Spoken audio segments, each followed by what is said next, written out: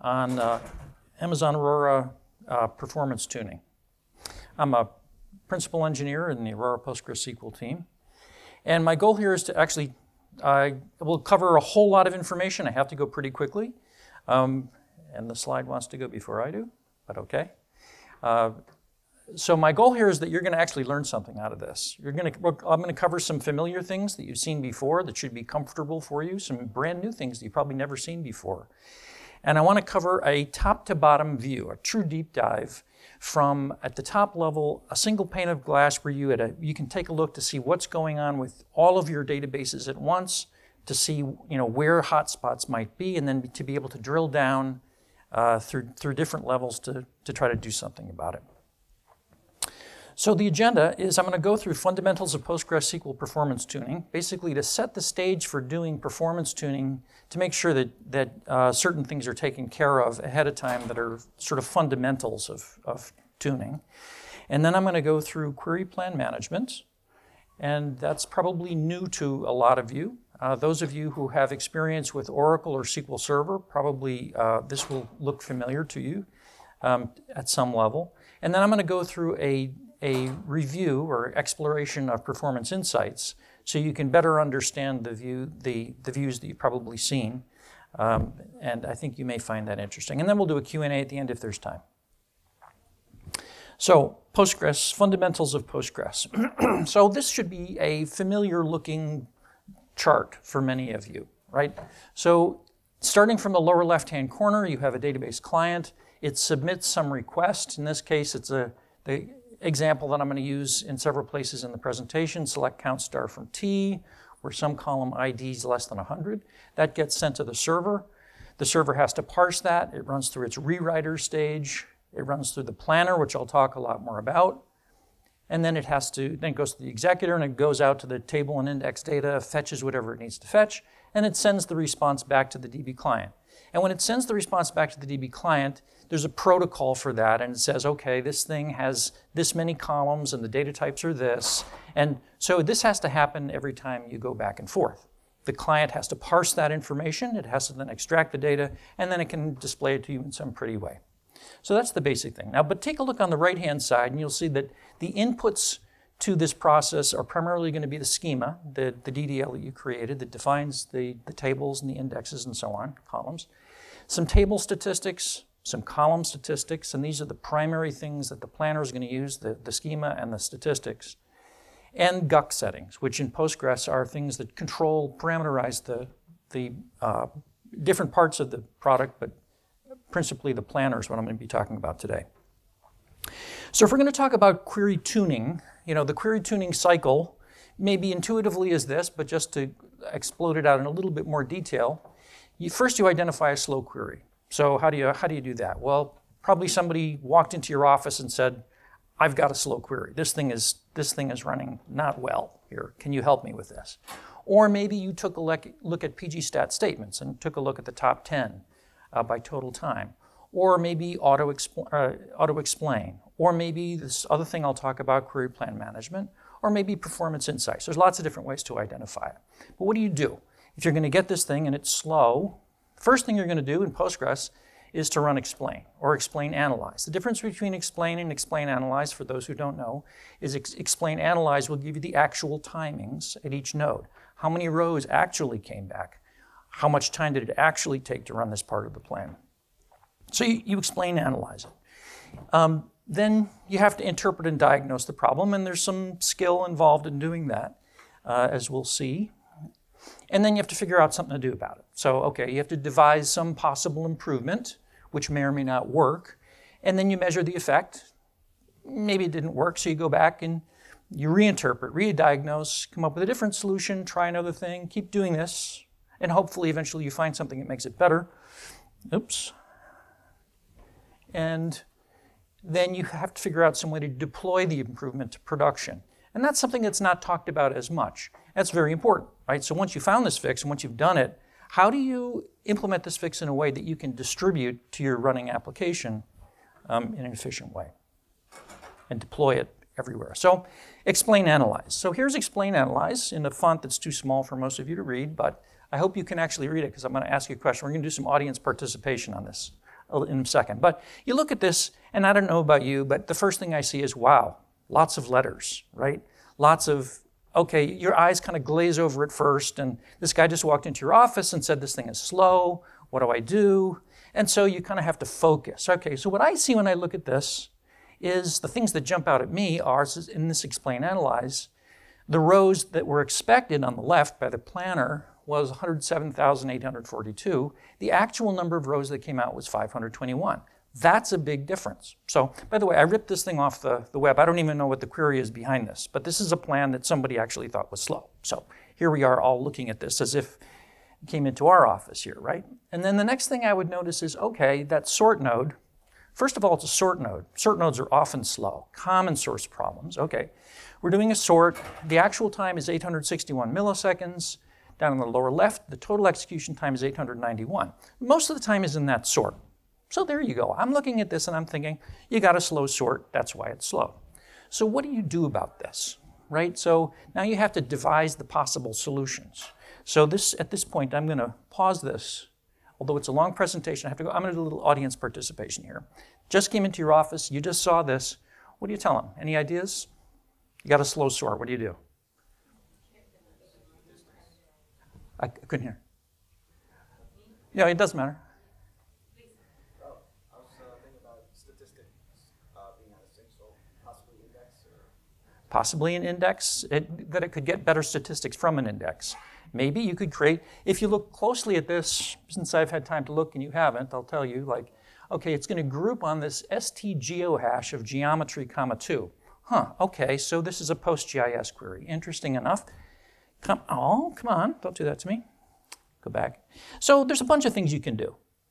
You might create an index. In this case, you might create a geographic index on it. If you did that, then it wouldn't have to sort, right? Because it would just be able to deliver the index. That's one way to think about it. The other thing is, well, maybe it's sorting because it didn't think it had enough memory, because remember we had this big overestimate. It thought I had to sort a whole bunch of things. It only had to sort 521 things, right?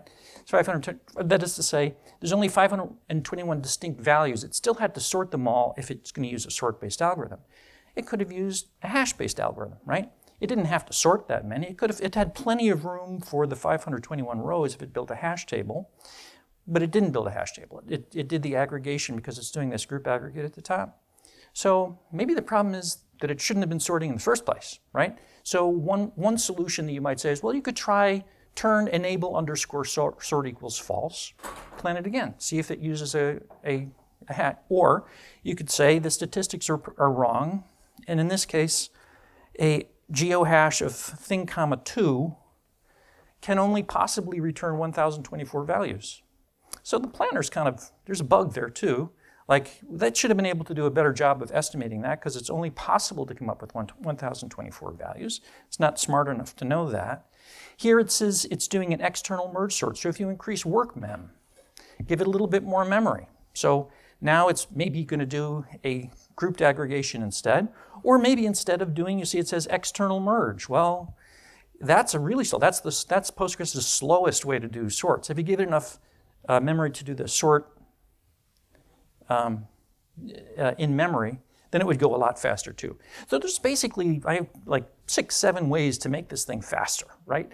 And these are, like, how do you interpret this thing from this text to being able to do something good? So there's some free visualization tools that you can get on the web.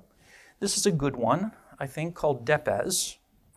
I asked the author how to pronounce that because I didn't know how to pronounce it. This is a Polish word, DEPES.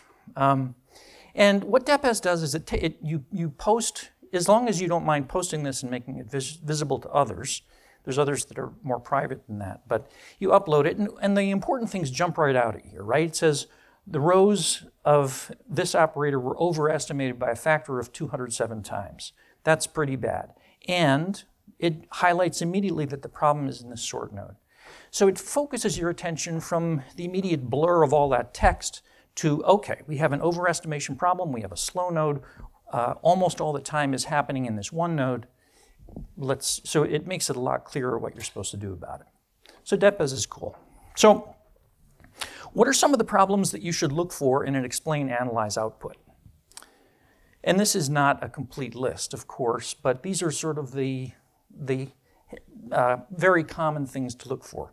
The most important thing, I think, is there's a large difference between the estimated and actual rows, right? If the cardinality estimates are off, lots of things go wrong. Basically, the optimizer is now guessing, and your mileage may vary a lot. Second thing to look for is index usage. Is it using the wrong index? Is it using no index? Maybe it's using the right index, but it's not using it in the way that you wanted it to be used. A large number of buffers read means generally that the working set hasn't been cached. That would be a warning indicator.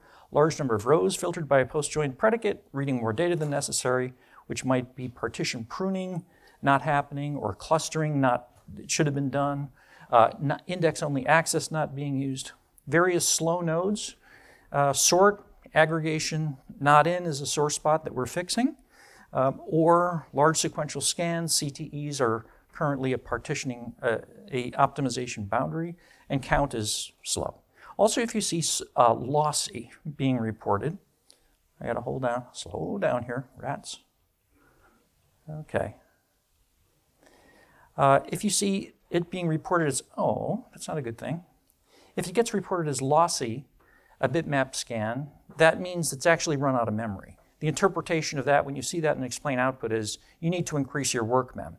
Postgres is clever. When you have a lot of rows that need to be read, it's still clever. It shifts to a lossy representation, but then it has to go back to the heap to get those rows, and that's slow. So if you see lossy, interpret that to mean increasing work mem, and there's good algorithms posted on the web for how much you should increase it by.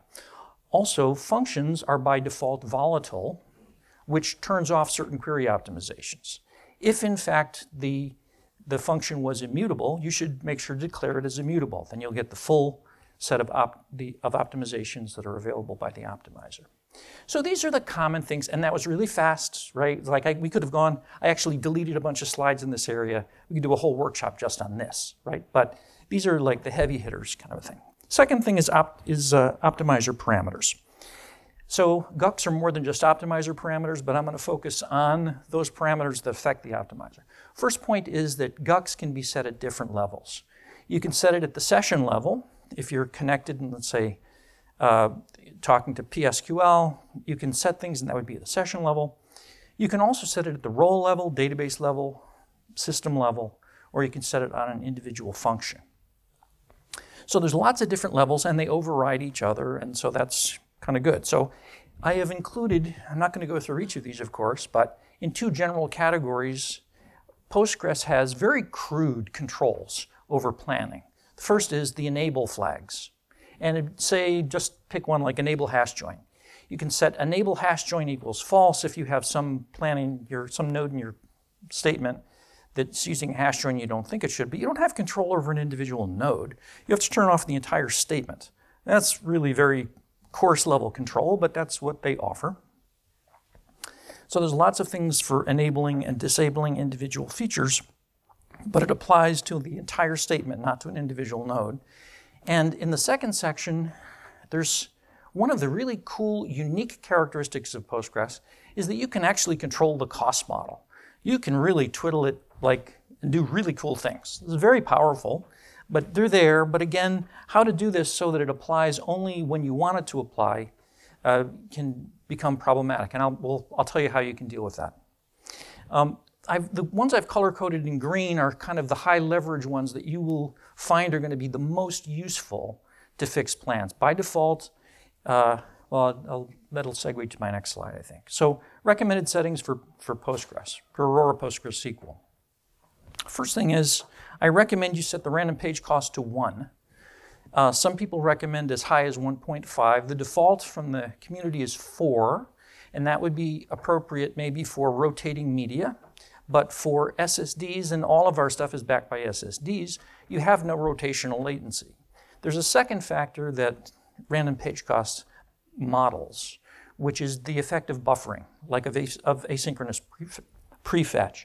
So if you're doing a sequential scan, you're going to be doing a lot of prefetching very effectively. The system knows what pages are going to be read next. it's very efficient. In the case of random reads, it does not know as well. So if they all happen to be buffered ahead of time, that would tend to make that factor 1.0. If they're not all buffered ahead of time, then maybe as much as 1.5, but you still have no rotational latency. So I'm going to say these are my recommendations. You don't have to trust me. I'm going to show you how you can find this out for yourself, and you can make your own decisions about it. But random page cost, set it to 1 is what I would say as a starting point. Work mem is by default 4 megabytes, and that's appropriate for OLTP for the most part. If you're doing something like data warehousing, it would be much too small. You have big hash joins or whatever, and you need to have a lot of temporary space, you need more work mem. So for a data warehousing setting, maybe 4 gigabytes, if it's only data warehouse type queries. But for OLTP, the situation is different. This is a memory limit for every node in each statement, in every transaction, right? For each statement that's currently running, maybe you have 4,000 statements running. So the way Postgres manages memory is in this sort of fence post style of, every operator has its own limit. So if you have 4,000 of them, you better make that a pretty tight limit. You might even reduce it from 4 megabytes in general. But for any particular query that you need to make go faster, you can increase work mem as long as you can scope that setting for that statement, if that makes sense. We'll get into that more. For max parallel workers per gather, OLTP can't really exploit parallel query very much. Again, if you have 4,000, 2,000, 4,000 concurrent transactions, the way parallel query works is it tries to reuse the number of background workers that you have available, which by default is 8. So you figure if you have 4,000 requesters all wanting to get at that 8, most of them are not going to benefit from parallel query at all. So for OLTP, set it to -1, turn it off, would be my suggestion. And for an individual report query or something that you need to go fast that can benefit from parallel query, turn it on for that statement. And again, I'll show you how. So shared preload libraries, pgstat statements, and pghintplan would be important for doing query tuning, which this talk is about. The default statistics target, I'll talk more about, but set that to 256. The default is 100. You could set it higher. There's a time trade-off. The higher it is, the longer it takes to run Analyse, but 256 is a good trade-off, I think. And you can increase the from collapse limit and join collapse limit to 20, as long as you keep the gecko threshold at 12 or lower, which is the default. So we'll just leave it at that. And there's a set of query plan management parameters that we can come back to later, but I'm just including it on this slide. So if you get the slides, it's there for your reference. So before moving on to query plan management, let's talk about preliminaries for setting your system up for good performance. So before you talk about tuning individual queries, let's not shoot ourselves in the foot right from the start. First preliminary is make sure you have sufficient RAM. So reading from SSD or disk, even worse, is much slower than reading from RAM. So what you want to do is you want to get your cache hit ratio very high. For an OLTP type application, you want to see that to be 99% or higher, right? So if it's much lower than 99%, scale up to a higher instance. You probably need additional memory there. If you have performance insights enabled, you can check to see which statements are waiting for I/O, so you can get a finer granularity. But basically, when you're doing your reads, you want to be reading from RAM. You don't want to be reading from disk. Second preliminary is to check index availability and usage. Make sure you have primary keys defined. I recommend you have foreign key indexes defined as well, so that the optimizer can efficiently join in either join order, otherwise you constrain the optimizer too much. And check for missing other indexes, meaning non-key indexes. And there's some reference queries from the community down here that are really excellent. In the case of missing other indexes, what it's doing is it's checking the amount of scanning that you're doing versus the amount of index, going at something sequentially versus via an index. And if you're scanning it sequentially, that's an indication that you might be missing an index. So it identifies those cases pretty efficiently. And also check for redundant or unused indexes. So that's just slowing it down. Again, I've included the links here, so if you get the slides, you can follow up and find the actual queries on the website. The third preliminary is to collect accurate statistics. And this is going to be somewhat surprising, I think, for some of you, especially coming from other systems, but also for the folks who have experience with Postgres. So cardinality estimation, again, accuracy is, again, the main determinant of plan quality. So you want to get the cardinality estimates to be as accurate as it can be. And your main lever for being able to make that happen is to collect accurate statistics. Now, I'm going to show, I don't know if I actually show statistics in this, but I go through a benchmark here, and when you run Analyse on it, it estimates various quantities, which we're going to show down below here. And they are just wildly inaccurate on real customer distributions.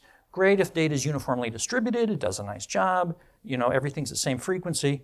But in real, we're going to go through the join order benchmark, which is basically the Internet Movie Database. And there's real things like real actors and real movies and real, you know, everything. And on that database with real data distributions, Analyse does a terrible job at estimating things because you have highly skewed distributions and other things that happen in the real world. So what statistics does it actually keep? It keeps, for tables, it keeps the number of rows and the number of pages. And that's it. And for column statistics, it keeps the number of distinct values in each column. It keeps the most common values, the high frequency values, within each column. So by definition, something is high frequency if it occurs 25% more frequently or more than the average frequency, which is the number of rows divided by the number of distinct values. That's the average. So if it's 25% or higher more than that, it is by definition a common value. And there's a special list of the most common values where it keeps that. That list is not infinitely long. That list is limited by this parameter that is by default 100. So by default, it would only keep as many as 100 frequent values. The height balanced histogram of non-frequent values, of non-frequent values. So here it basically keeps a histogram which is used for things like range query predicate estimation. So for x between this value and that value, how many, what fraction of the table is going to get returned. And it also keeps a couple of other things. The null fraction, the average length of like a varchar column, and the correlation to heap order. So, and in version 10, it also keeps multi-column statistics. This is less commonly useful, but again, if somebody comes into your office and says that a query is slow, one of the reasons it might be slow is that the planner doesn't recognize that there's a correlation between different columns. Let's say you have a predicate where make equals Honda and model equals Accord. Well, the optimizer will combine that ANDed predicate, and it'll think that a very small number of values result, that the selectivity is very small. But in fact, Honda's the only one that makes the Accord, and so if you just had model equals Accord, the selectivity would have been about the same as it really is. So it doesn't know that these are correlated predicates, and it's going to underestimate the selectivity a lot. So the ability to have multi-column statistics compensates for that. So that's just something to keep an eye on when you look at the explain output. If the estimated cardinality is coming out really bad, sometimes it's because there's a hidden correlation that hasn't been modeled yet. So it's good if you can model those. Now, here's a tip. Notice I said the most common values list is defined in part by the number of rows divided by the number of distinct, right? It's 25% more than that. So if you have a really bad estimate of the number of distinct values, you're probably going to have not very good list of most common values either, right? Depending on which way that's misestimated. So you want to estimate the number of distinct values very accurately. And we have a script that we can make available to anybody who asks us for it, which is the awkstat script, which we'll go through, and it will give you an accurate estimate of all of the distinct value counts in all of your tables, or any of your tables that have a table cardinality bigger than a certain threshold. So that's really handy. So now you can get your statistics, at least the n-distinct statistics, accurate to begin with. Then and that overrides what's on the table for each column. And then when you run Analyse, you'll now get much more accurate statistics as a result of that. So that's... Work on vanilla Postgres as well? It does, yep. Works on vanilla Postgres as well, is the question. Second tip is to increase the statistics target to at least 256.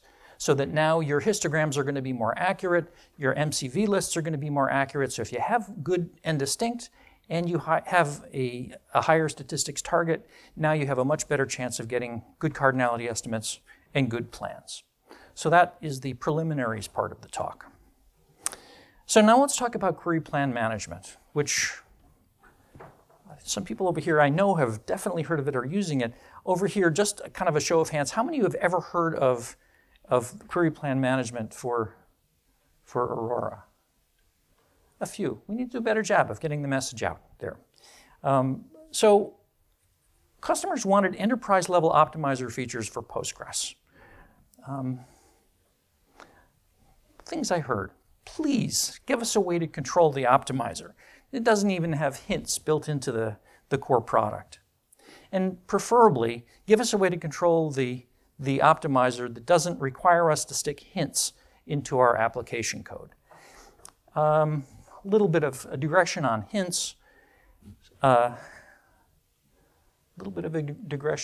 Here is if you hint it and say, okay, here I happen to know that I see a hash join, I want it to use a index nested loop, right? I have a nice index, and you say the hint, I want to use a nested loop join for this particular join, which you can do with PG hint plan. Okay, fine. And then time passes, and that works. It's great. You put it into your application. Time passes, though. I'll just let that play. Time passes, and then people leave, other people come on board, things change, data distributions change, like lots of stuff changes. And then somebody comes along and says, you know, we could make this application perform really better if we drop that index and added another index, right? So, but that other index isn't usable for that particular join that they don't even know about, right? It's not usable for that, but you've still said to use a nested loop. So now it says, okay, I must use a nested loop, but I don't have an index for that join anymore. So now I have to use a non-index nested loop join, and performance goes down the tubes, right? Because a non-index nested loop join is terrible, basically, for anything other than a trivial size inner. So hints, in a nutshell, create fragility in an application, and over a period of time it becomes less and less maintainable. So having hints in your application code is not a good thing to have. The other thing you want to do is you want to prevent the optimizer from flipping to slow plans. You may have like a centralized group that does all the query optimization, and now you want to ship your application out, but you don't have any control over what's going to happen once it gets in the field. And you're, rightfully concerned that the plans might flip to a plan that's not as good. You might also want to be able to create and distribute optimized plans with an application, as you can do with Oracle and as you can do with some other systems. And you want to be able to preserve plans across an upgrade to a new version of the RDBMS. So you get a new version, you get a new optimizer, you get new statistics. So how do you preserve your plans and not be exposed to everything changing, not have to reinvest? So what does query plan management do? First thing, it provides a persistent plan representation known as a plan outline, and I'll show what that plan outline looks like. Secondly, for every SQL statement that's executed 2 or more times, the planner finds a minimum cost plan, as usual, as it always does.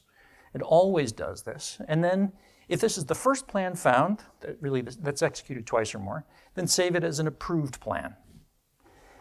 Otherwise, if this is a new plan, save it as an unapproved plan, because you'll have at least one approved plan. And then with the approved plans, now replan and choose the minimum cost approved plan. So now you have control over which plans are going to be chosen. And if no approved plans can be recreated, then use the optimizer's plan, because you've always got the optimizer's plan. Finally, evaluate the performance of new plans offline during plan evolution. So instead of doing it like right then, and like the optimizer thinks it's better, no, you're going to stick to the approved plans, the minimum cost approved plan, but then switch and do this offline bake-off activity to figure out if the plan that the optimizer thought was really good is in fact faster. And if it is, then it can become an approved plan. So the QPM enhanced query processing flow, we have the chart that we saw before, but now query plan management is shown, and its relationship to the planner is here. And there's basically a hook. And I'm not going to go through all the internal details, but it's basically what I just described. And so now the planner talks to query plan management, And it has its own store of plans that you've approved or unapproved or rejected or preferred. And it goes through this whole process of figuring out the minimum cost approved plan for every query. So here's a very simple example. So again, this is the first example that I showed. Select count star where ID less than 100 or where ID less than 10,000. And let's suppose ID less than 100 is very selective. And so if there's an index available, you might want to use a B tree for that. Do a lookup with the index and then do the counting. Or if ID less than 10,000, maybe all the rows or most of the rows satisfy that. So you just want to sequentially scan it, sequentially scan the heap and count.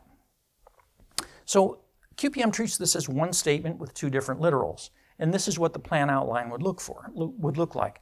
On the left-hand side, you can see the SQL hash. So we take this statement, we strip off the literals, we normalize that, and then we hash it. And you'll see that for these two statements, it has the same SQL hash. They have two different plan hashes because the plan is different. The first statement is approved, the second statement is unapproved. So it's always going to execute the first one until you tell it the second one is okay too. On the right, you'll see what the plan outline looks like.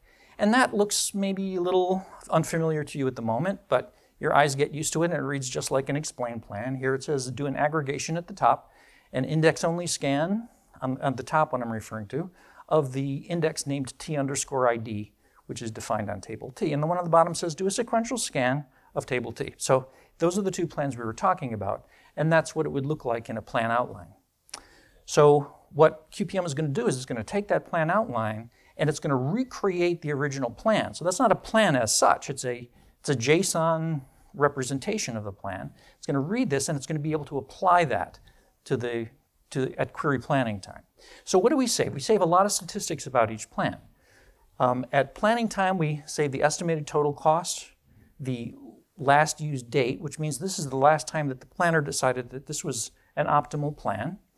And we also keep the query ID so it's joinable to pgstat statements. So now you can get aggregated statistics for each statement. So that's what's saved at planning time. Then at execution time, we also save the last used date. So if you, let's say, have a prepared statement, it's executed many times. Every time it's executed, also, we update the last used date.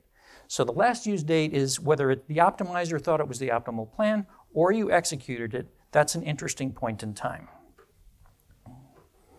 And then during this bake-off procedure, which is called evolve plan baselines, it keeps a number of other statistics. It keeps the estimated and actual rows, because now it knows that. It keeps something called cardinality error, which I'll talk more about. It's an important new statistic that isn't available from Postgres currently. Keeps the planning time, the execution time, the total time benefit, and the execution time benefit, which is the incremental amount of time that this plan is better than any other plan for this statement, with its literal bindings and its parameter bindings.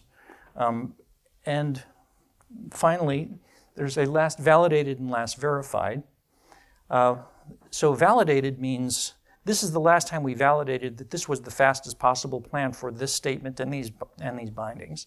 And last verified is, it will tell you the last time we verified that you could even recreate the plan from the plan outline. So for example, the plan outline may refer to an index that you have decided to drop, in which case it's no longer valid. Now, let me go back and do that again. So unused plans are automatically deleted based on the last used date. By default, it's 32 days, but eventually they expire. So it basically cleans it up for you so you don't have to constantly worry about this thing filling up with plans that are now irrelevant. If the plan hasn't been used in a while, the space will automatically be reclaimed. And you can control what that window is, but it happens automatically for you. Now, cardinality error, I'm going to come back to. So slow queries with high cardinality error are tuning opportunities. If you have a slow plan, a high cardinality error is computed by taking the actual versus estimated rows, taking the log of each of those, taking the difference and the absolute value of that for each node, and then it sums it up over all nodes in the plan. So it's an aggregated measure of how much the optimizer was guessing and guessed wrong. So it's okay if it guesses, but if it guesses wrong, that's bad, right? So if you have something that has high cardinality error that says, optimizer had no idea how many rows were coming out of this, it did not do a good job in terms of estimated versus actual, good chance that you might, it might be a fruitful thing to look into this plan, especially if it's a slow plan. So it helps you focus your attention on where it might be most valuable. So quickly, how to enable QPM on your cluster. Set rds.enable plan management to 1 in your cluster level parameter group. Just set it to 1. And set capture plan baselines to automatic. Use plan baselines to true in your database level parameter group. I also recommend, you probably just want to do this once, so it uses shared memory, which has to be allocated at server start time. So I would recommend setting the max plans to 10,000 and max databases to 10. And that's the number of distinct databases on a Postgres cluster. And then you just restart your instance. So if you just set things up like that, then it doesn't, you restart your instance once, you don't have to restart it every time. You can then go through on an individual database, or you can set it in your template 1 database, say create extension APG plan management. That's the name of the extension that implements QPM. And that's it. You just run your application after that. Just run it. And because this thing lives inside the planner, it's always listening for when new plans are discovered, and sees if any plan is executed at least twice. It becomes interesting. It says, okay, let's save the plan for that. Initially, it saves it as an approved plan. If it finds a different plan, it says, okay, that's interesting. Save that as an unapproved plan, and just keep going. So you want to just let it run as long as necessary till it tries all the different plans. It saves that in the DBA plans view. So after some period of time of running it, you've now captured a bunch of plans. The first one, if there's more than one plan for a statement, then the first one will be approved and the remaining are unapproved. But there's no real reason at this point to prefer the first one to the other one, so set them all to approved, and then run evolve plan baselines to reject any that are slow. And that's it. It's like super easy. Now this might be 1,000 different plans. This might be 10,000 different plans. And you've just now optimized everything with an almost completely automatic procedure. Yep. Are there plans to push any of this functionality upstream, or is this pretty much just going to stay within Aurora? Unclear. We could. So there are a few hooks that we would need to have. So the information. So the question is, are we ever planning to move this upstream?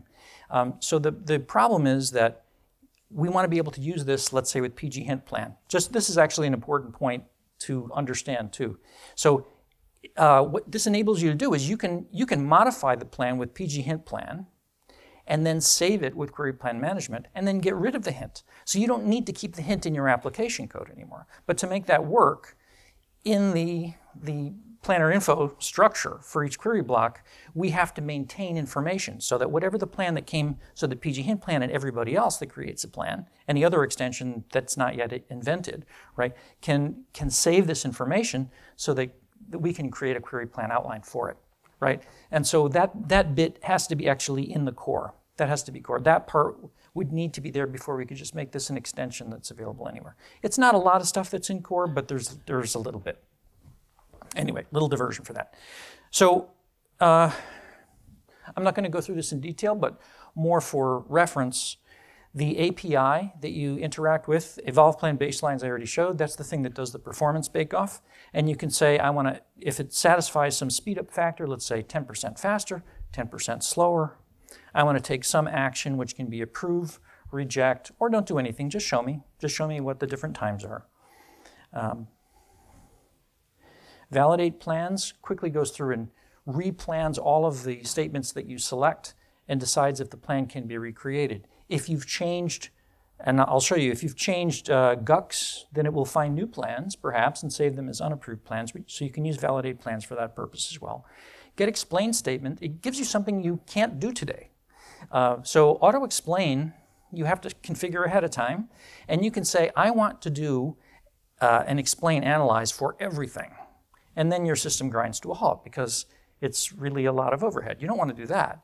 Here, you can get the explain statement to do the explain analyze because you have the parameters and you have the literals. You have the literals and bound parameter values so that at any point in time you can go back and do an explain analyze and actually run it and get the actual rows and get all the information that you really need to really do the performance analysis. So get explain statement gets all that stuff for you for any statements that you want. It's sort of like an infinite precision auto explain that can be done after the fact. You don't need to put all the load on your system in order to get it. You can do it after the fact because you've got the whole plans with their parameters, so you can rerun it. Set plan status. You can explicitly set something to approved or unapproved or rejected or whatever. Similarly, there's another dimension. You can turn enabled, disabled on or off. You can delete plans. Reloading plans reloads it into shared memory from disk if you want to do that explicitly. And you also have a way to tell when the plan was last used. Remember, we saved the last time, the last date that either the planner picked something as an optimal plan or that it was executed. You also have a function that says when was that date, and I'll show why that's useful to have. And here's a link at the bottom, which has our online documentation, which goes into a lot more detail about that. So the routine activities that you have to do, you have to periodically run evolve plan baselines because you'll find that new plans keep getting discovered all the time. Maybe the optimizer was right, maybe they're faster. So do the bake-off, approve anything that's faster and reject it if it's not. And occasionally run validate plans to check if you got any stale plans. Now I talk about shared memory usage. So how does that work in the context of a cluster? Well, first thing, like whenever a plan is created anew, it's stored in shared memory on the read-write node, as well as stored in storage in the Aurora storage cluster, which is shown at the bottom.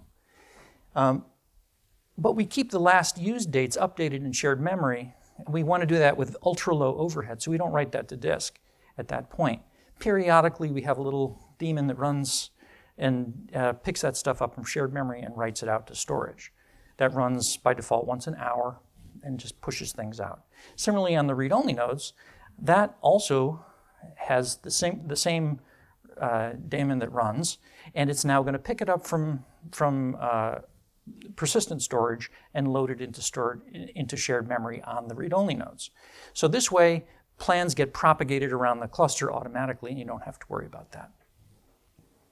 But it also means that there's a delay, right? So there's like an hour delay, up to an hour delay to write it out to persistent storage, and up to an hour delay on the read-only nodes to read it back.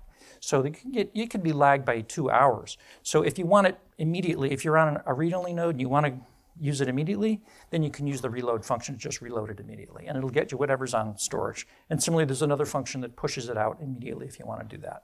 So if you're in like dev test and you want to move a plan to the read-only nodes, you can do that. So what does this also give you? So now you want to be able to optimize centrally and distribute locally and globally. So you might have your crack optimizer team that's going to optimize your application. Now you can save your plans. You're going to get your plans in this plans table, and now you can distribute it wherever you need to. In this case, I'm showing on Aurora 9.6 platform. You can save it there and distribute it to other Aurora 9.6s. Also, you can preserve plans across a major version upgrade. Now, this is actually not a gimme here, right? Doing this, there is a lot that's different across major versions, and keeping plans the same is more challenging across a major version upgrade. But let's say, with version 10, you're going to get parallel hash join, parallel aggregation, brand new statistics, the multi-column statistics and all that. And that's going to make things better always, right? Well, no, right? A lot of times it doesn't make it better. Sometimes it'll be better. Sometimes it can be worse. So what you can do is you can upgrade, keep those plans. Now all the new plans that the optimizer finds in version 10 will be saved as unapproved plans. You do the bake-off. If it's better in version 10, you approve it. If it's not better in version 10, you say, I want to keep the 9.6 plan, thank you very much. And so it gets better and better with each release without risk of plan regression. That's kind of a big deal. So I'm not going to go through this in so much detail because it's probably going to be running late. But export import of plans is basically to use pgdump and pgrestore. And we have in our documentation the details of how to accomplish that. It's not surprising. The only surprising part is being an extension, you can't dump the plans table itself. You have to put it to a plans copy. But that turns out to be a feature rather than a bug, because now you can, for example, take an individual plan. The guy just walked into your office, he said this thing is slow, you fix it, you can export just that one plan and push that around and merge that into your plans table. So that's actually very valuable to be able to do a subset of the plans table. So, second thing I'll mention, or many things I'll mention, partition tables. Partition table support creates a special challenge because in Postgres, partitions are themselves tables. And so if we're computing this plan hash over this thing, how can it be the same if the tables are different? So that's a problem. So the Postgres 11 naming convention is to have an alpha prefix followed by digits or anything like sales report 2018-11. Here the alpha prefix is sales underscore report underscore, and the hash, the plan hash, is going to be based on that. And so it doesn't matter which partition you refer to, it considers them all the same. So what does that mean? All the same, that have the same prefix. So what that means is it matters, so it's sensitive to the number of partitions that are referenced, but not to which partition. So if you have a plan that refers to one partition, same SQL statement refers to a different partition because it's a different literal binding, let's say, that's going to be the same plan because it's just one. If you have two plans, this one refers to 5 partitions, this one refers to 1 partition, then it's going to be different. So this is our compromise to how to deal with this issue. So, as promised, how to tune an optimizer setting. So I had some recommended GUC settings for Aurora Postgres. So suppose you have, let's say, you're interested in the plans that took longer than 10 seconds to execute. And for those, you're going to increase the work mem to give it more memory to do things like use hash aggregation instead of sorted aggregation. Let's say, since we used that example at the beginning. So here's an easy way to do that. Set work mem to 4 GB at the session level. So we're going to relax the memory requirement and then run validate plans, which you remember is going to recompile. It's going to run through the planner all of the plans that satisfy the where clause here. So we're going to get all of our plans that are either, all of our statements that have plans that are either approved or preferred, where the execution time is at least 10 seconds, 10,000 milliseconds, and do that. Just execute that, and then reset the work mem back where it was. So what happened? Okay, so we replanned all of the things, all of the statements that satisfied those requirements, all the slow queries, and if setting the work mem to 4 GB made any difference at all, we now have an unapproved plan. We saved it. Now what are you going to do with that? Well, of course, you can run evolve plan baselines and figure out whether those new plans are faster. If they are, you approve them. So it's a little bit more complex than that, but not much. So you have your unapproved plans. In this case, plan 3 and plan 4 are the new unapproved plans that we just created. If it's not better, but uses more memory, then you probably want to reject that plan. So you mark that one rejected. But if it's faster, if it's a nice improvement, you might want to approve it. Now, if there will already have been an approved plan for that statement. So that existing approved plan, you might want to reject it, or you might want to make one of them preferred. And preferred is if you have many approved plans, you probably want to use this additional category called preferred, because remember, the optimizer is going to always be asked to produce the minimum cost approved plan. In an extreme case, suppose you had 40 approved plans. If you have so many approved plans for the same statement, chances are you're going to get a 41st. And if they're all about the same, you don't want to have the optimizer go through the overhead of costing each one of these 40 every time. That would be wasteful. So you can mark 1 or 2 or small number as preferred, and then it's just going to use, it'll do a minimum cost preferred plan, and if it can't create any of those, then it'll try a minimum cost approved plan. If it can't find any of those, then it'll use the optimizer's plan. So that's the purpose of retaining the rejected. So if you see a rejected, if you've already analyzed it and you know it's no good, if we see that one again, we're not going to go run through this process again. So you can analyze the top K slowest plans by calling getExplained statement. In this case, on those plans were planning time plus execution time, descent, or sorted by planning total time descending limit 50, and you can get a script, and you can export that script, and now you can retry running explain analyze with that script very easily. It's kind of a cool thing. Note that in the bottom here, there's an execute range query 1, 10,000, so it actually remembers all the bound parameter values, so when you create the explain script, you're actually able to do the explain analyze on it. So analyzing a top statement from Performance Insights. I have a whole section on Performance Insights. I'm not going to be able to get to that today because we're already pretty late. But this is an example of something that you would get from Performance Insights. And it might tell you that the highlighted item is one of its top case statements. So you could take that, you could call evolve plan baselines where the SQL text matches what Performance Insights tells you. And you could say, since this just happened today, right? And you could say where plan last used equals current date. So this is a statement that was run today or that was planned today.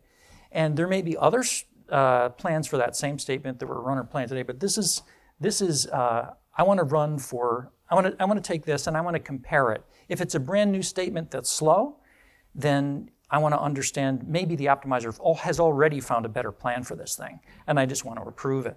So this thing will tell me if the plan that's saved for this thing already has another plan, and if so, go ahead and approve it, and then the next time. So this, you might be able to turn around a fix for this particular customer in a minute, right? And then in another minute, you can distribute it to all the places where you have, oh, this is a plan that should be approved everywhere. We should now export this plan, push it out to all of the regions, and now you've completed the fix very quickly. I'll just go through, again, just in the next 5 minutes, that's all I've got. Here's the join order benchmark, and here was the top 10 slowest queries on our biggest instance size. So the slowest one was 18 seconds on our biggest instance. So scaling up the instance isn't going to help here with a default statistics target of 100. And so fixing the statistics produced a surprising result. Running Analyse, basically, I just ran Analyse and then I replanned. Okay, I'm going to set the statistics target, rerun Analyse, and I got 24 new plans. Wow, that's a lot of new plans just from running Analyse. Okay, well, fine. Well, let's reanalyze again. I got 41 more plans, or 41 total new plans, then 59 plans, then 75 plans, then it's up to 168 new plans. All I did was run Analyse over and over again, and it just kept finding different plans all over the place. So what the heck is going on here, right? So here's the distribution of number of plans per SQL hash. And you see that some plans, some statements, got a different plan every time I ran Analyse. That's how unstable it was, right? Others 10 times, 10 out of 11 times it's a new plan, all the way down. So the only thing that was changing was that I was running Analyse. So, and of these 10 or 11 plans, some are better than others, usually not enormously different, but they can be different.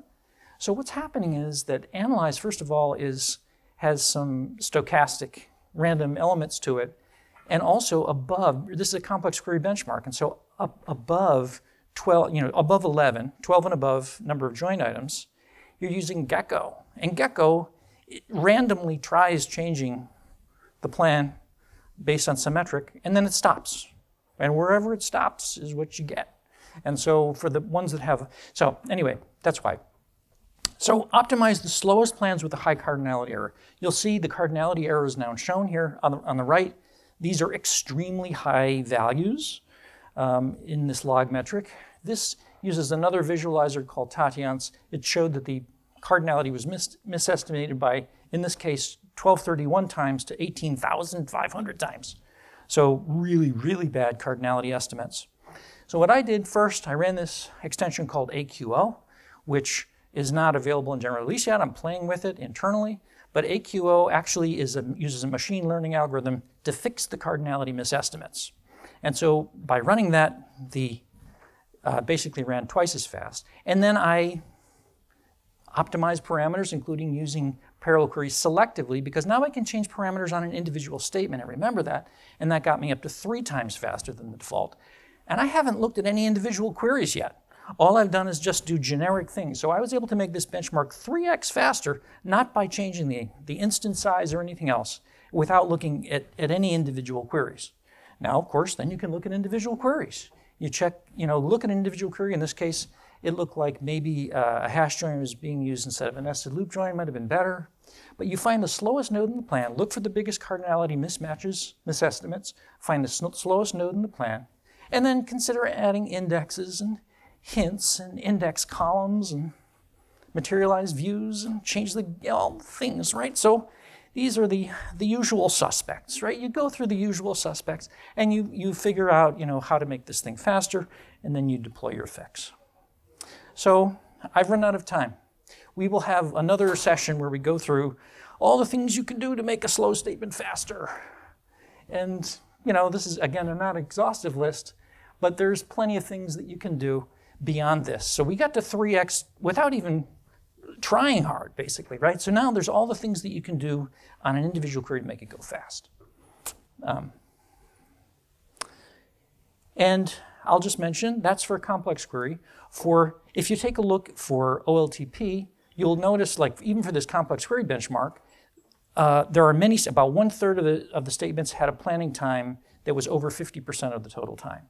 So you want to reduce planning time, especially in an OLTP setting. So you want to use prepared statements. And QPM gives you ways to make sure that it gets cached and that the right thing gets cached.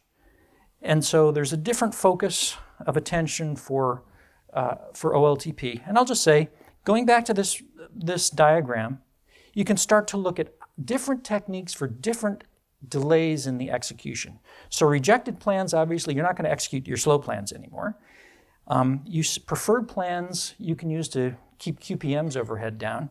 And this other thing called the unapproved plan execution threshold, which says if the estimated cost is really small, like under 100, don't bother going through this expensive process because it's probably all planning time anyway. And it's probably super simple, so just execute it. This is under your control. By default, it's turned off, but you can set it up to optimize trivial queries. Prepared statements is really important for getting rid of planning time.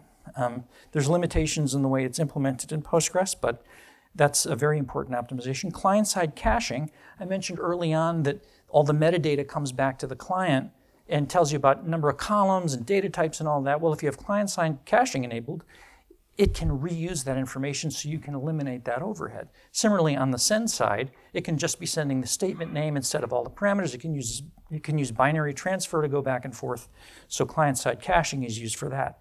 PLPG-SQL is good for packaging multiple statements together, so if you have less back and forth communication between client and server.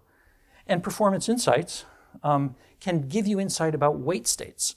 So all of this is sort of like within the context of one statement. But then if you have 4,000 concurrent statements going on, you'll find that it's doing a great deal of waiting and not much doing, right? And so this can give you insight about what the wait states are, and you can use that to mitigate.